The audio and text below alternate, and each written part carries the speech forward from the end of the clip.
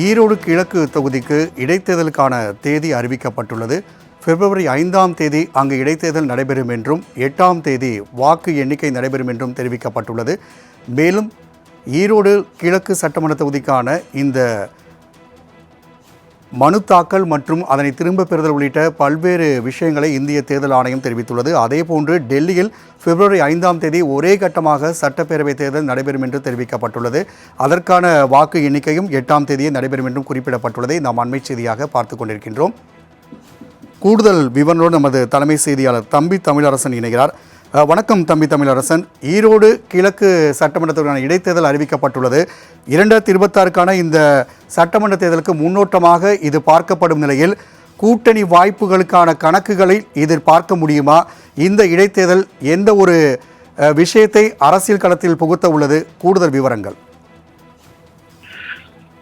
ராம்குமார், இரண்டு முக்கியமான செய்தியாகவே நாம் இதை பார்க்க முடிகிறது. குறிப்பாக டெல்லி மாநிலத்திற்கான சட்டப்பேரவை தேர்தல் என்பது பிப்ரவரி 5 ஒரே கட்டமாக நடைபெறும் என்றும் வாக்கு எண்ணிக்கை பிப்ரவரி 8 நடைபெறும் என்றும் அறிவிக்கப்பட்டிருக்கிறது. அதே நாளில் ஈரோடு கிழக்கு இடைத்தேர்தல் வாக்குப்பதிவும் நடைபெறும். அதற்கான வாக்கு எண்ணிக்கையும் பிப்ரவரி 8ஆம் தேதி நடைபெறும் என்ற அறிவிப்பு வெளியாகி இருக்கிறது. முதற்கட்டமாக டெல்லி சட்டமன்றத்தை நாம் பார்த்தோமேயானால் அங்கு கடும் போட்டி ஆம் ஆத்மி, காங்கிரஸ், பாஜகவுக்கு இடையே நிலவுவதை பார்க்க முடிகிறது. இந்தியா கூட்டணியில் ஆம் ஆத்மி, காங்கிரஸ் அங்கம் வகித்தாலும் டெல்லியை பொறுத்த அளவில் அவர்கள் எப்போதுமே ஒரு போட்டியாளர்களாக இருப்பதை நாம் பார்த்து வருகிறோம். எனவே தேசிய அரசியலில் டெல்லி சட்டப்பேரவை தேர்தல் என்பது மிக முக்கியமான ஒரு பங்கை வகிக்கிறது என்றே நாம் சொல்ல முடியும். ஏனென்றால் அரவிந்த் கெஜ்ரிவால், கார்கே மற்றும் பிரதமர் மோடி அங்கு தீவிர பிரச்சாரங்களை மேற்கொண்டு வரக்கூடிய நிலையில் மூவருமே முக்கோண பாதையில் இருப்பதை நாம் பார்க்க முடிகிறது. 3 வெவ்வேறு திசையில் மூவருமே தங்களுக்கான வாக்குறுதிகளையும் விமர்சனங்களையும் முன்வைத்து வருகின்றனர்.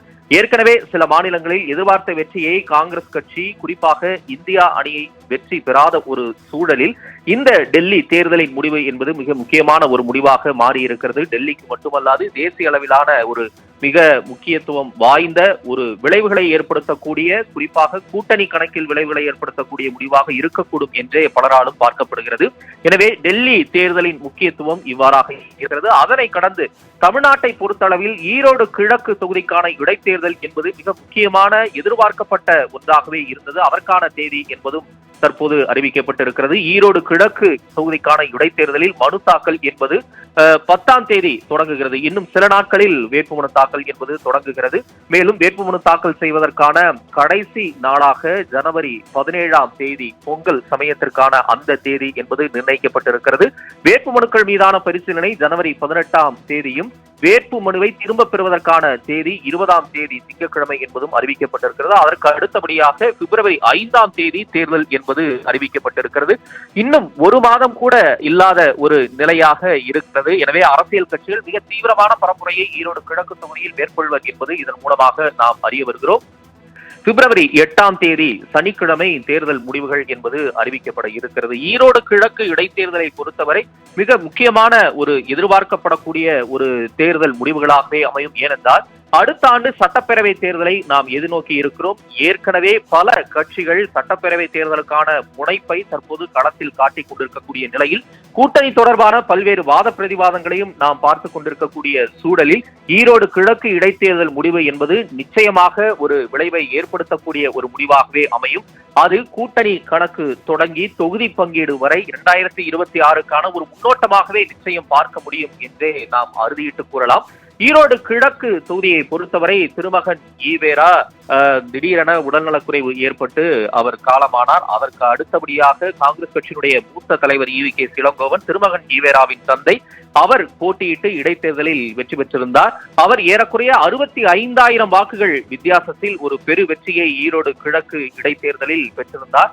அவரும் சில நாட்களுக்கு முன்பாக உடல்நலக்குறைவால் காலமானதை அடுத்து தற்போது ஈரோடு கிழக்கு இடைத்தேர்தல் தேதி என்பது அறிவிக்கப்பட்டிருக்கிறது. இன்று காலைதான் 2 முக்கிய காங்கிரஸ் தலைவர்கள், அதாவது மன்மோகன் சிங் EVK இளங்கோவனுக்கு நினைவஞ்சலி செலுத்தப்பட்ட நிலையில் இன்று ஈரோடு கிழக்கு இடைத்தேர்தலுக்கான தேதி என்பது அறிவிக்கப்பட்டிருக்கிறது.